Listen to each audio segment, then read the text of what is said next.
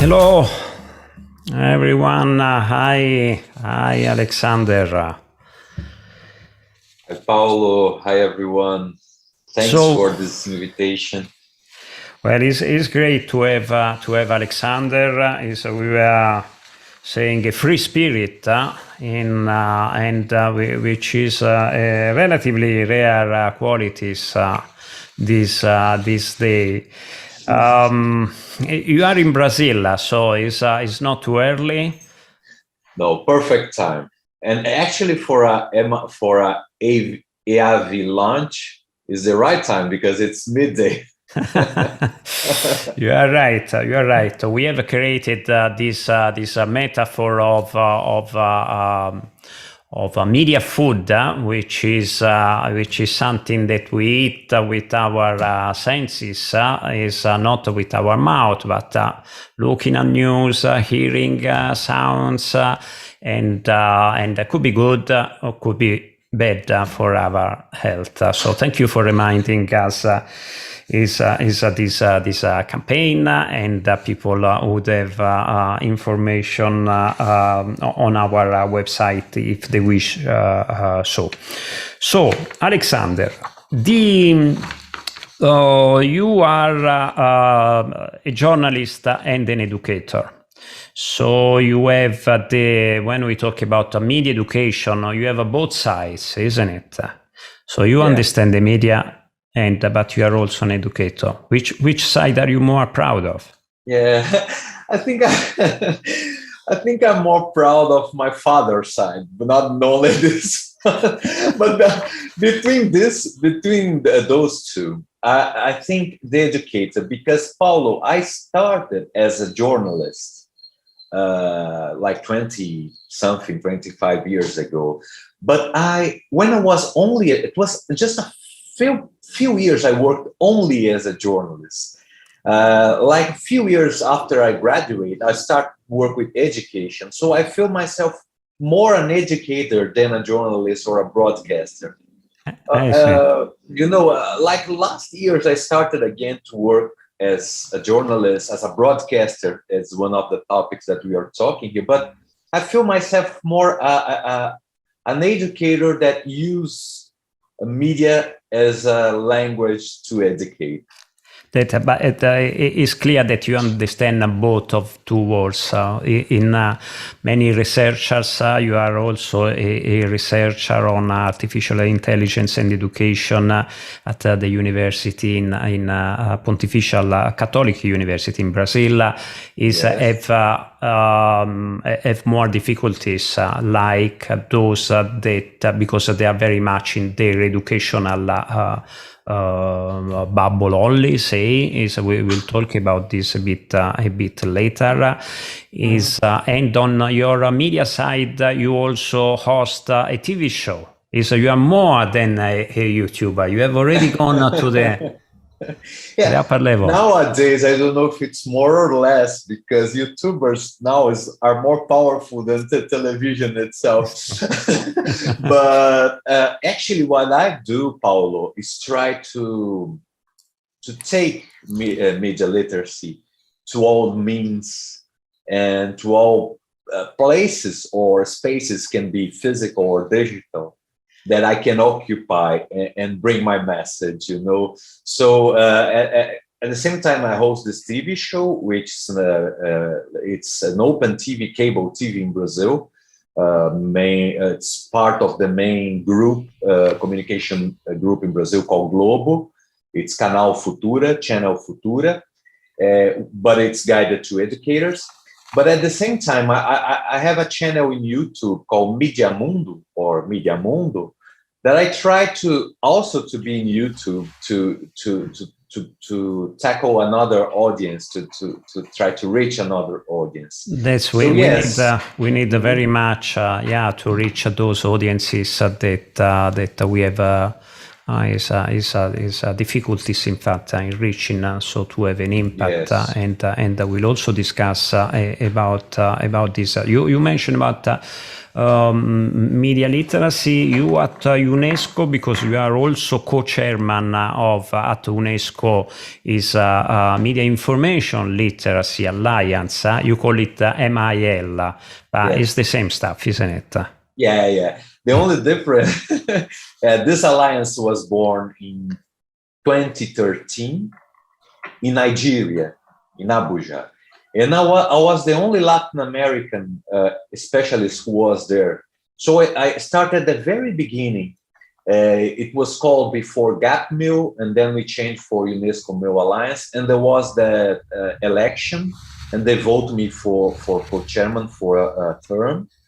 And what UNESCO has done to try to develop this area is to merge media literacy, which we know very well, to information literacy, which is a field from the librarian science for the librarians. So and they work a lot in technology too, and the big techs and everything. So MIL, it's an acronym for media and information literacy. But generally on the daily use, I use media literacy as well. We have had those discussions. What is important is what media literacy is about, no matter how we call it. But I really wanted to go with you also about that aspect. Is last thing that I am curious about, because you have your advisory company in media and education that is called Zeitgeist. Yes. What does it mean? It's a German word that means spirit of the time or contemporaneity. This Geist is the same of Poltergeist, that terror movie. But the poltergeist is the spirit of the devil, and the zeitgeist is the spirit of the time. So, Paulo, I think everything that you mentioned has to do with not orthodoxy, not purism, or nowadays society. So when you think on the university you have more a bubble, it means purism. And what I work with Zeitgeist is try to make consultations that merge culture, merge media, and merge education. Sorry. So merging these three concepts as one and seeing the scenery with a more complex view and not purist or simple view. That's what I identify with EAVI too much, because I think you look to your side for the subject is the complex side as well. So it's very important. Indeed. We have to have this multidisciplinary approach, as they call it, and global. And we don't want to be too specialized, because otherwise, if your view is too narrow, you lose touch with very other important aspects. This is what also is a doctor and specialist and experts usually do. If you go to a doctor and you have your hand that is in pain, is a summary, say, well, it's the bone, and then you go to another doctor that is specialized in muscle and say, well, it's the muscle, and somebody else, well, it's the brain that is giving but you have to have an overall view in order to indeed to understand which is the real issue. We are live on as well as on here. Obviously, we are live on Twitter, we are live on YouTube, we are live on Facebook, and we are live on LinkedIn. People will have the possibility to ask questions, and you will have the possibility to answer them. If you know the answer. Very rarely it would be great. Actually, I'm thinking about it would be great if somebody to a question would say, well, I don't know that answer, I'm sorry. This is a very, very important skill that we need to have, to say, I need to research, I need to make my research. Exactly. And teachers need to learn this, because teachers are always ready to answer everything. And they don't supposed to. They need to say, listen, I don't know, I need some research, I answer you maybe tomorrow. Is the role of teachers will then go in this order if because there is a part that is the subject, media literacy. How can we make it? Now the title of our conversation is how can we talk about media literacy so that people can understand what we are talking about. And then obviously the tools or the agents of this are also the teachers. Let's start with the teachers as you have mentioned them. What's your experience? Which is the skill of a good teacher? Yes, that's a very nice question. And Paulo, just smart people used to do that. I'm not surprised that you have done it, because I think media literacy is a way to transform, to become the process of education, even inside the school itself, into a more contemporary process. So I generally use my media literacy programs or subjects that I teach within schools. I work a lot with high schools and K and middle schools as well. I used to think that I'm a teacher, that I'm a kind of moderator of knowledge, curator of knowledge, and also a mentor, more a mentor than a teacher. A facilitator. A facilitator sometimes. And so what I think I like to see the subject as a PBL, as a project-based learning, even if it's not inside the school, even if you have that straight disciplines, you have the subjects really separated and scattered.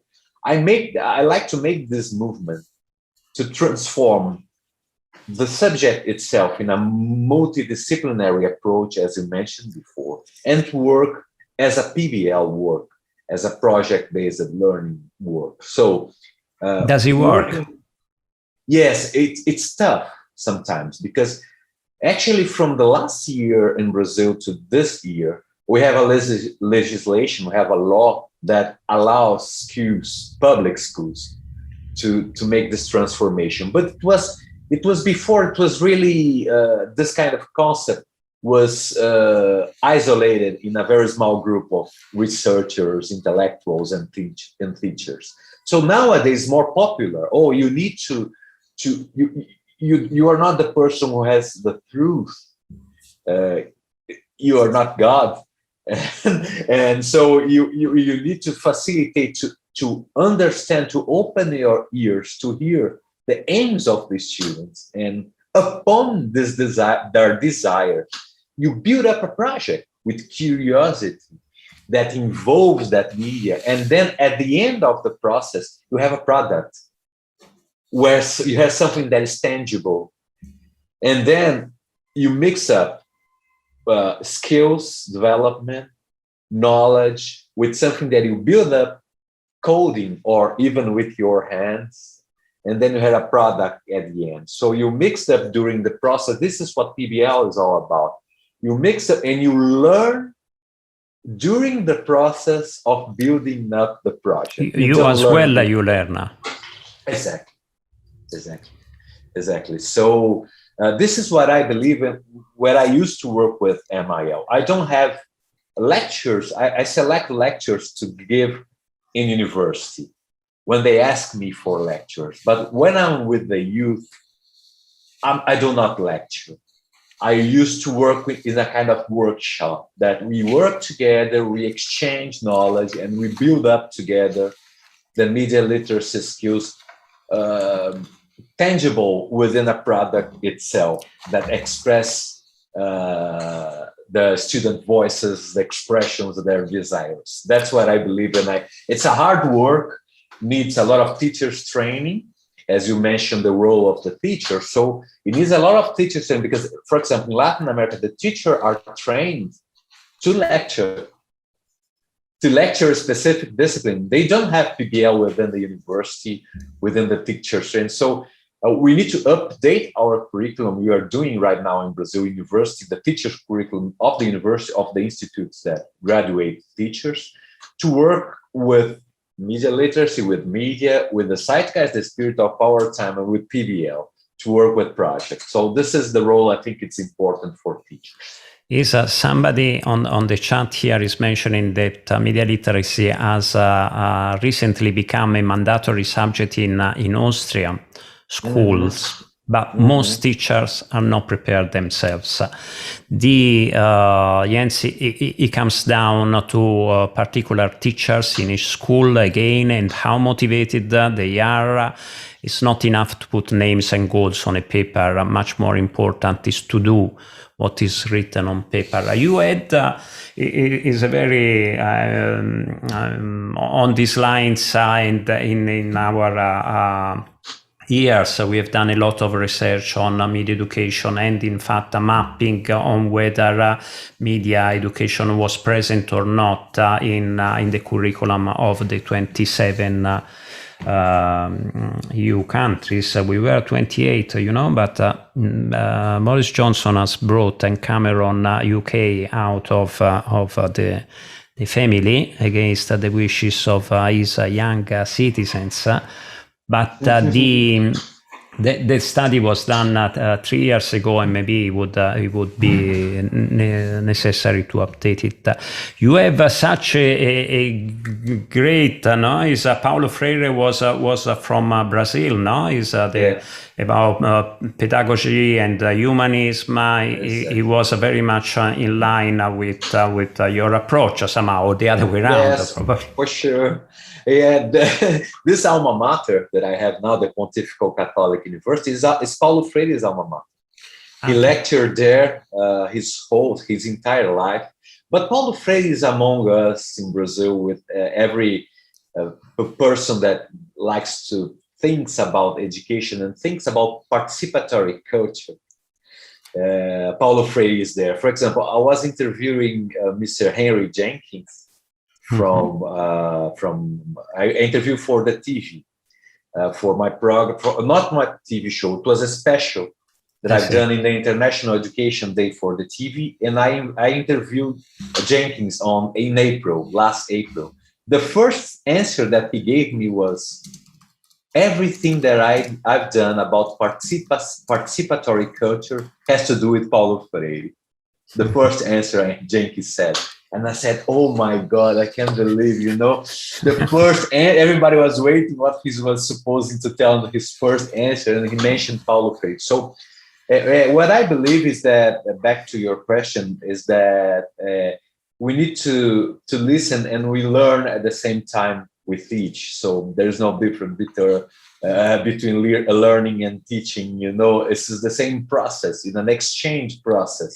But you have to be humble enough as an educator, or at least not arrogant in a way that most of experts they think that I have the knowledge and I transfer it to you. The traditional. We have in our EAVI advisory committee, we have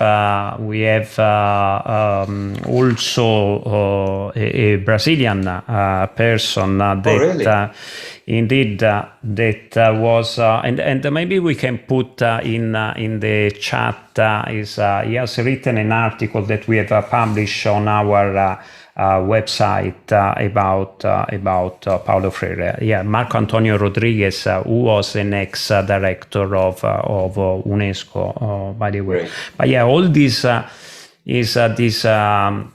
Paulo Freire has become possibly more popular in recent years, that's why I like to converse about these things with you. Behind your different labels, and you are a thinker, a free thinker, and this is, for instance, when we talk about our revised interpretation of media literacy, that we call it now the art of living in the digital environment, we talk about critical consciousness, which is much more in line with what Paulo Freire was saying, and is much deeper concept than critical literacy just. And but yeah, I mean, and this we were also talking with Tapio Varis the other day in one of our conversation about the right to learn for people, no? And I think that this human right is that Paulo Freire was very much advocating for, no? Is for those that they don't have the means, the access, no? Is la pedagogia degli oppressi, or is so yeah, I mean, great, good thinker. Eventually they do inform a lot of activities and the media literacy must be informed by this great thinker, no? And yes. Then is and just answer one more point of the Austrian teacher that asked us in the chat, what she or he is living, it's facing in Austria. We are facing in Brazil too, because you don't change anything if you don't have, at least in a public approach, in the public policy approach, if you don't have proper training for that, proper funds, government funds, funding the experience, and a flexible curriculum that allow us to mix it up this thing. So otherwise, I think the wrong way to take, and he or she is really right in what she wrote, is that never take media literacy as a lecture class, because otherwise you're going to put another subject in that Christmas tree, which is the high school or middle school. You have maths, Portuguese, and history, geography, and media literacy. No, this is not the way. Media literacy is something that's connected, as you said, Paulo, to critical thinking. And critical thinking is a pre-Socrates concept that comes through the year, but it's the base of a universal school, Republicans and universal school, and needs to be present in all subjects, in all disciplines. So media literacy needs to have a multidisciplinary approach. Otherwise, it will become another Christmas ball hang on the Christmas tree of the school, you know, and not connected and not dialoguing to any other discipline, or not even with the student's life. Which is the most important thing. Yeah, and this is something that it is important for somehow the media literacy community as well understood, which is the issue of many teachers, and is you don't have to simply give it this as an extra responsibility, but you have to help them in promoting or in teaching. Even teaching is a word that I don't like. I prefer learning from the other side. Yeah. So it's not. What we have to say, nevertheless, is that is. We should congratulate ourselves and the media literacy community, because we can see progresses now. This now is more and more media literacy and media education is becoming in schools in certain countries before than others. But it's a slow process by definition. Education takes a lot of time before is the curricula. UNESCO is doing a wonderful job. You have is also publications that are done to help teachers what to teach, and this is really great. But let's go to if you agree with one of our main problem, that is we touch upon a little bit. That is indeed the title of our conversation, Media Literacy for All, Media Literacy for Everyone.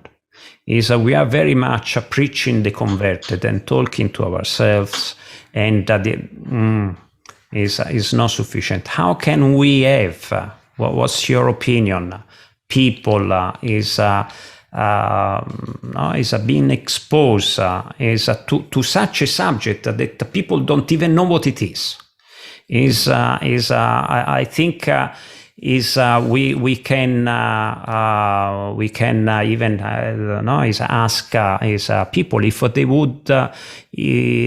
would know what media literacy is, because it's even if when we talk with experts, I'm not really sure that I am able to explain what media literacy is. So while people are replying at this, and I will go back to see on whether they know, and we do know what media literacy is, how can we reach? How can we have more impact? Yes, I believe, Paulo, I believe in two ways. Yeah, the first one is to be media literate is a lifelong learning process. So from the cradle to the grave. So what do you mean? In European Union, since 2013, you have a lifelong learning project in the European Commission that I've been studying a lot, and I think you've been part of it, Paulo. And this is amazing. I've been studying a lot and talking about it in Brazil, because in Latin America, we don't have even a ground zero for that in public policies. So media literacy needs to be within the framework of lifelong learning, the first thing. And the second thing is media literacy is not a responsibility only of the schools, but I believe in an ecology of actors within the society that needs to bring media literacy for all within this perspective of lifelong learners that we are. So if we don't consider only the school, and if we consider a lifelong learning process and public policies within, we need to consider a lot of other actors and stakeholders in education that needs to be active, needs to be ready to media educate. But Alexander, I will challenge you here a little bit. While we see the replies, is people have an idea, 2/3 of them, of what media literacy is. Okay. But 1/3 is even saying that they are experts. But it's a confusing terms, I have to say, no, is nowadays what I say when I have to say in simple terms what is media literacy is the capacity of using the media well. But obviously it's a bit reductive but is about what you were saying. Let's see if we can advance on these reflections together live. I think that we have some people here, and we are about 80 people live now on the different social media. We have been involved in an expert group in policy recommendations. The recommendations, they are all the same. They all say what we have just said. Because it's common sense. We need more collaboration, we need more education. It's a lifelong learning process. We have to do more research. We need to work much more in the school. It is necessary to have it in the curricula. Is fine, but our world is becoming less media literate, isn't it? We have to do as well as this something more and different. Do you know what's the peril or the danger, Paulo? Do you know all the movement of the art education during the 60s and the 70s? Yeah, art, fine arts are a part of the school up to most of the school up to the 50s, when all the psychology starts to develop more. The art has went down from the ivory tower, and then schools discovered that the art is fundamental. I do believe that there are a lot of schools that really develop good art programs within, but most of them, art is just another word within the curriculum. They don't use it with its all power. You know that art has to be or has potentially has to transform a kid, to transform a youth. So what I do believe is that we need to have person the responsibility to preach for them who are not converted. First of all, it's a personal responsibility for all MIL experts and organizations, because otherwise that's going to happen what you just said, people talking to people that already knows the thing. And you somehow do it, if I can interpret a bit of what you were saying, is having these two aspects, art, that is a little bit what we try to do with our posters and things, and is because it's an immediate way of communicating, you know? Exactly. And this not this sermon, we want followers, we want to teach you what is right and what is wrong, but doing it in entertaining way. So you have your TV show and people don't go there to learn, but by the way they do. We don't have to do this channel of information and education only, but the entertainment bit is important too. Yes, I think that even in the European Commission document, you have lifelong learning needs to be volunteer. It's a voluntary process, independent process, and autonomous, I think, process. There are three characteristics of lifelong learning. This is what I merge with edutainment, which is a word that I like too, with education with entertainment, when you merge those two words. So, for example, when Villa Sésamo, when Piazza Sésamo or Sesame Street came into the TV, the children's TV during the 70s, that was a mix-it-up of Harvard people with TV broadcasters. They merged to do that, you know. I think we need something similar for our media. We need to bring the MIL experts with TV people. Bring up. So that's what I'm trying to do with my TV show and with my radio show next year, and with this YouTube experience and the articles I write. I write articles in a very non-academic way for a magazine here in Brazil and for a website, to trying to reach those who doesn't know anything about media literacy, to try to maybe in 5 years, if someone listen about media literacy, they can connect with art education, with something that if you mention nowadays art education, everybody knows it. But we know that not all art education is good. It's not because it's art education that is good. You have a lot of other aspects to control quality, but at least you have a popular word that you can talk to everyone, and they recognize the importance of that. You know, I appreciate, because this is we are very much in line, and so we have to conquer the media somehow, or some of them, it's the same way that some documentary have done, raising awareness about climate change, and we have to do something is on a divulgative way, and again you need people and teachers somehow, or presenters that have those skills to communicate with people. I have some comments here on Zoom.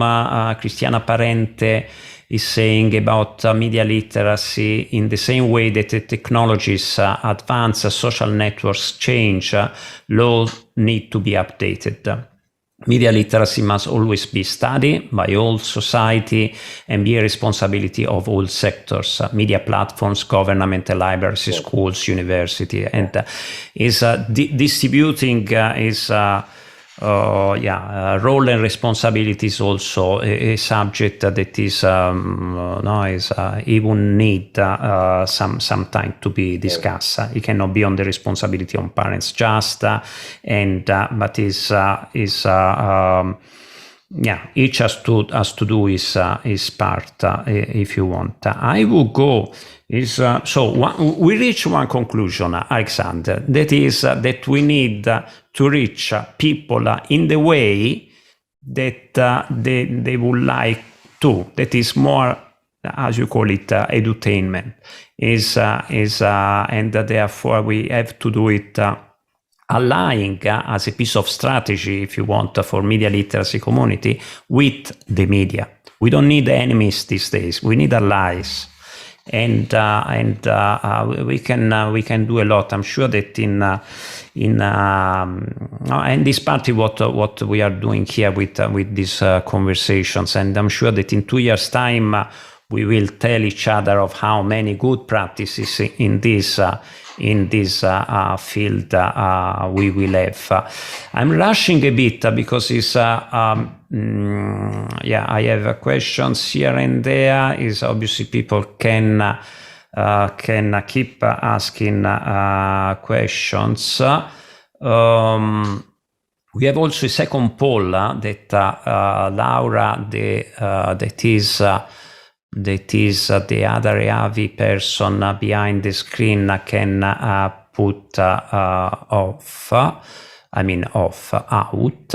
You know, this is English. Alexandre, we always have to speak in English, which is great. Yes. Ma parliamo italiano se ti voglio. but this is something, actually, another piece of information that or opinion is that I have. People can only understand fully in their own mother tongue language. And nowadays the majority of resources that are out there are unfortunately only in English.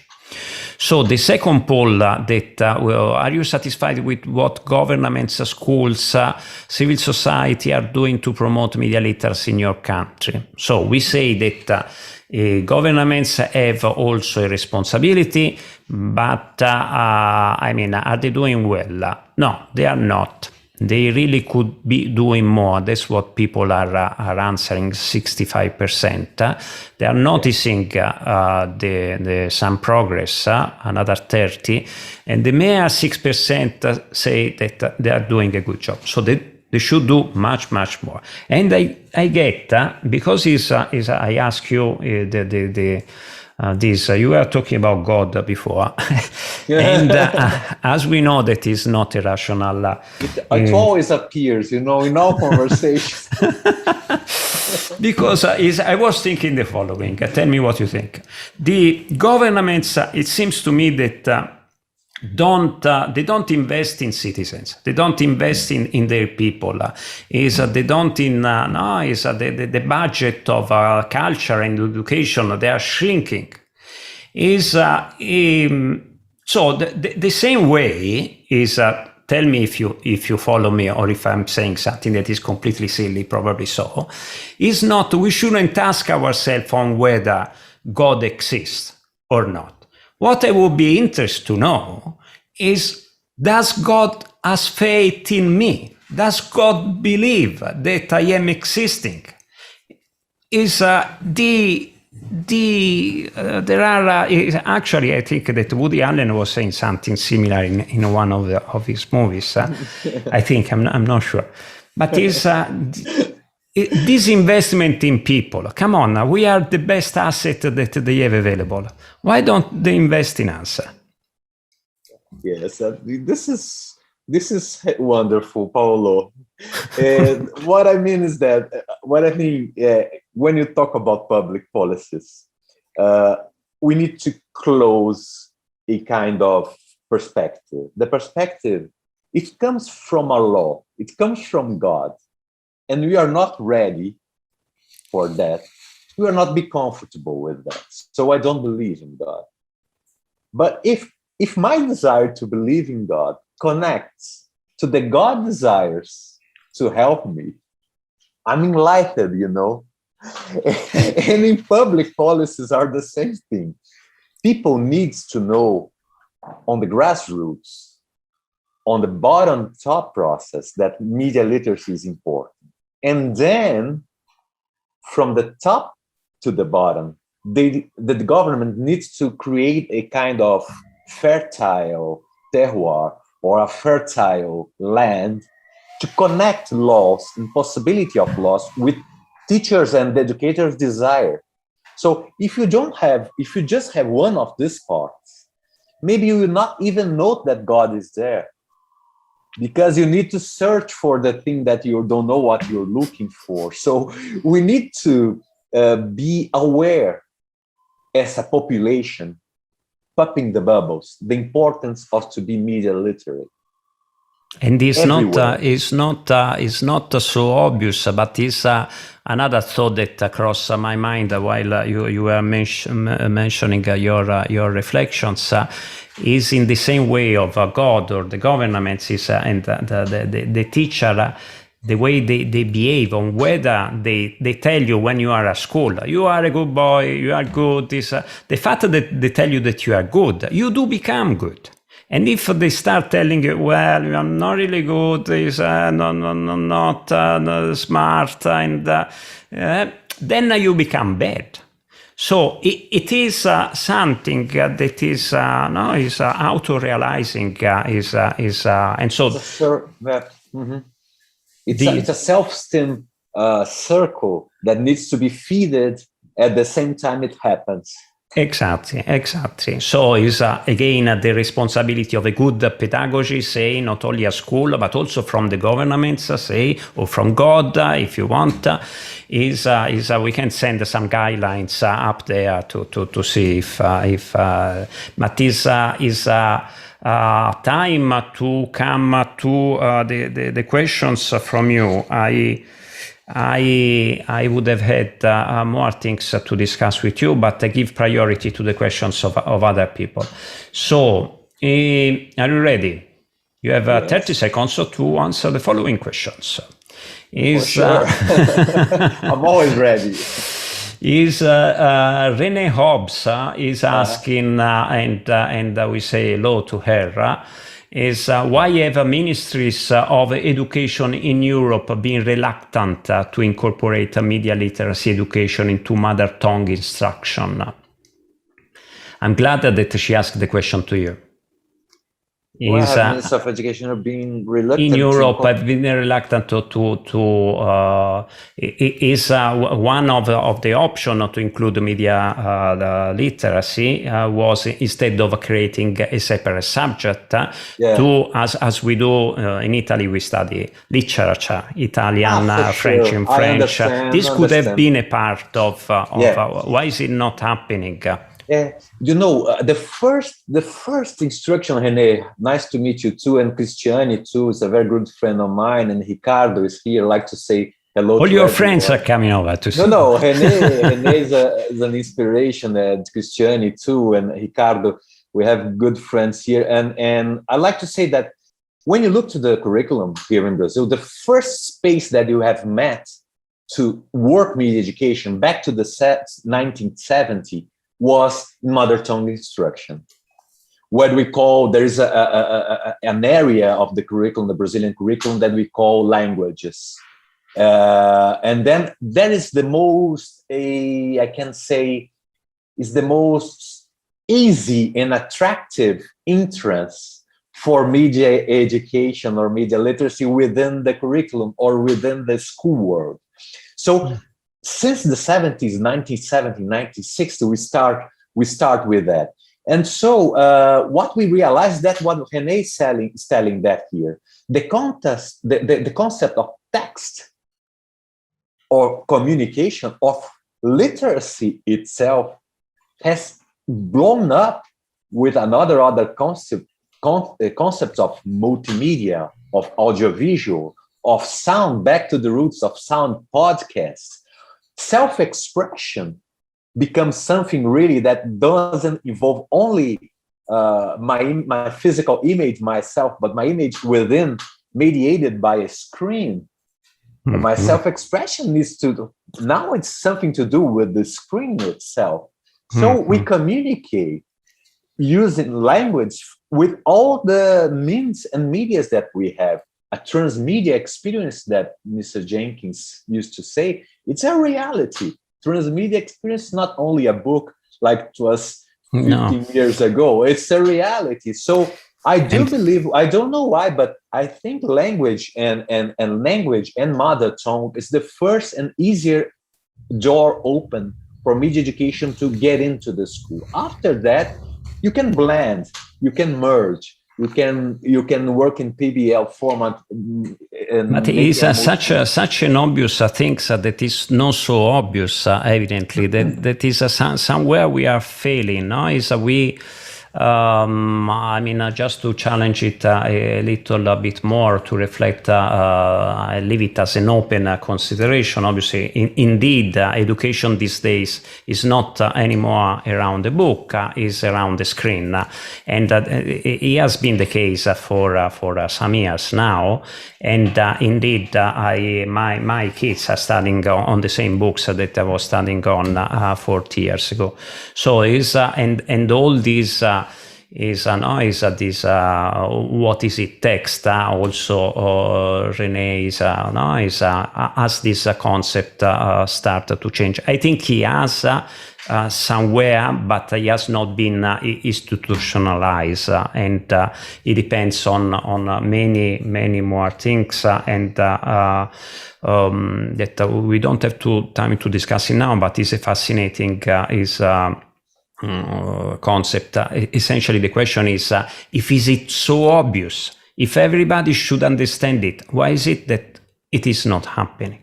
I think it's obvious for the bubbles. That's a good answer. It's obvious for the bubbles within that we are in, but we need to be obvious to everyone.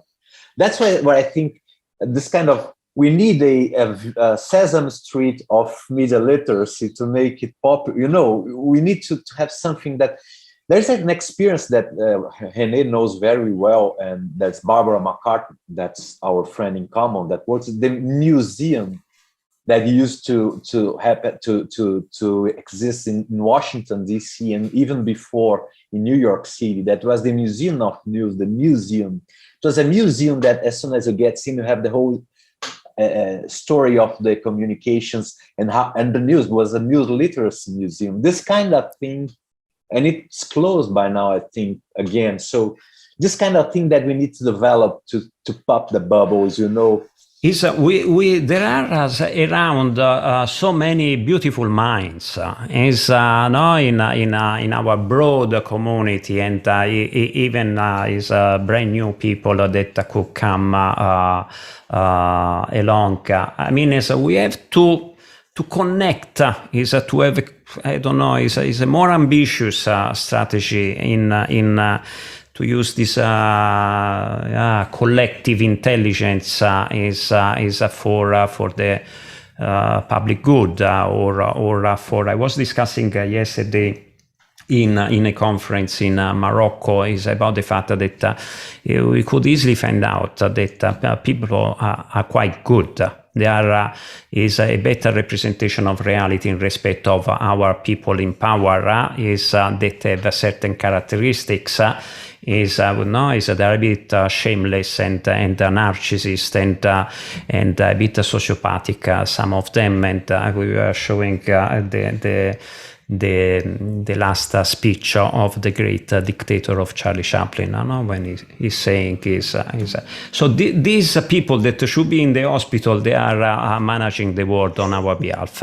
How is it that we are allowing it? That's quite unbelievable. I have more comments of people that are congratulating you. That's also is in mentioning about a question from LinkedIn. How can a culturally relevant pedagogy with community-based learning be merged with media literacy? How could it promote media literacy skills?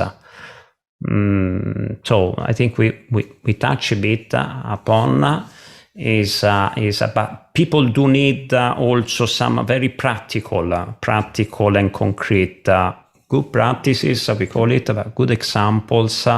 And we have one benefit that this is a global issue. And so we could easily discover that something that is happening, I don't know, in Brazil or in Lithuania here that we are mentioning, or can be adapt and translate and adopt in other countries quite easily, no? When I was mentioning, Paulo, this ecosystem of media literacy, I've done, I will try to bring you some practical examples and for the audience as well. We have, for example, the Chicago Summer of Learning, which is a open summer school in the city of Chicago that happens from 2012, I think. And it's an open school for the summer vacation where you learn within different space of the city, like, for example, photography workshops, different kind of things that you create a trail of learning. And at the end, you get a badge. You get a badge that goes into your certificate, your school certification. So, for example, and this comes from the education cities from Barcelona, 1992, a city that can educate for media. You have the Global Association of Educational Cities, which is a good site to visit as well.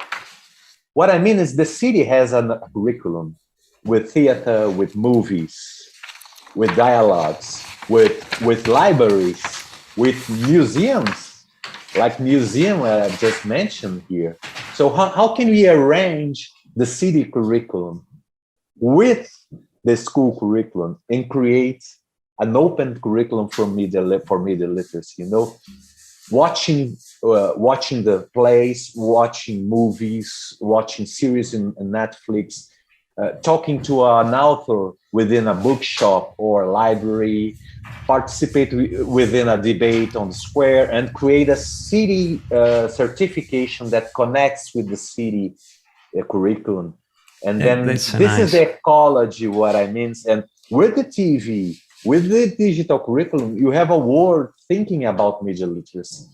There are a lot of we have to work more and reflect, having open minds on this creativity is a bit, because it's so much could be done that could be effective and fun at the same time, both for the students and the teachers, I would say. And as you were saying at the very beginning, there are no teachers and students, so we are very much learning in both of us in the same process. Before we wrap up, and I will ask you, as usual, we ask to our guests if they have is a dream, what you are looking for, what would be nice to see happening,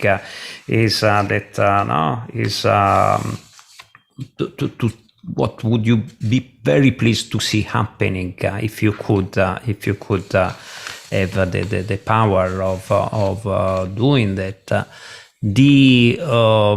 And we thank, I do thank our participants here and there, and I thank Soti, Giovanna, Laura, Ioannis, the people of EAVI, and Dimitra. I remind our people that we have an extra is episode tomorrow with Diletta Velotti, that is an activist, and we start tomorrow at 6. Is it extra because last time we had the problems in the connection, and this for tomorrow, and she's really, this is another kind of people that are great. They are young, energetic. They fight for a cause.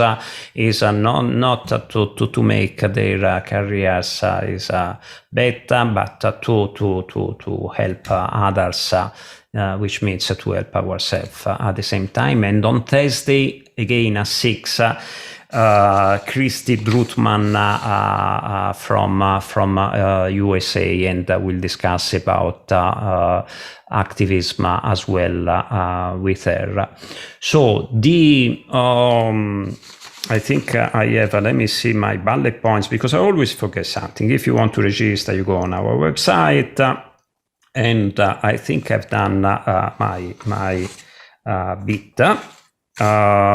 So, Alexander, is 1 minute for you to say, yes, how can we improve the world, improving the inhabitants of this new world, that and these people, they do need to be media literate, isn't it? Yeah, do. And actually, yes, indeed. What I said in Sweden, which was our last presential meeting in UNESCO, was that media literacy needs to be our Coca-Cola, which is not very good to say because there are a lot of sugar, and I don't drink Coca-Cola too. But from now on, Paulo, you enlightened me. I think I would say that media literacy needs to be our Sesame Street, our new Sesame, within our new Sesame Street. What I mean is that when I look at the UNESCO side in the international level, and we are talking about a lot of different nations here, there are two things that I dream. The first one, we need to recognize and to be aware that still a goal to reach, and it's still a challenge, is access. Good quality access to internet. Part of the world are out of this. And to be fair, to be more equal, the world needs to consider internet access as a good, as electricity, as a technology of wide purpose. Yeah, the first thing is that, and then with that, I like to see media literacy as a lifelong learning policy, recognized by all and developed by all from the cradle to the grave. It's not a small dream, but we do not dream small. We need to dream big, you know. Yeah. So I'm dreaming big, and that's at least in dreams. At least in dreams. It's the same charge that you use to dream small and big. You use the same energy, so it's good. Thank you, Alexander. I think that this is a very good. Is a word, lets the dreams come true, and I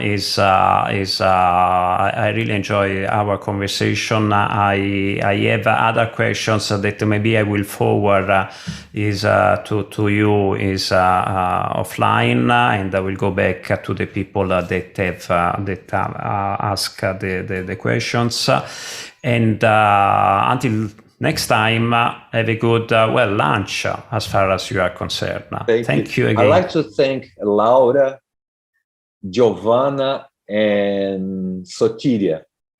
Anche tu. Thank you. They were Paulo. listening. It's a great pleasure always. Thank you. Ciao, Alexander. Ciao, bye-bye.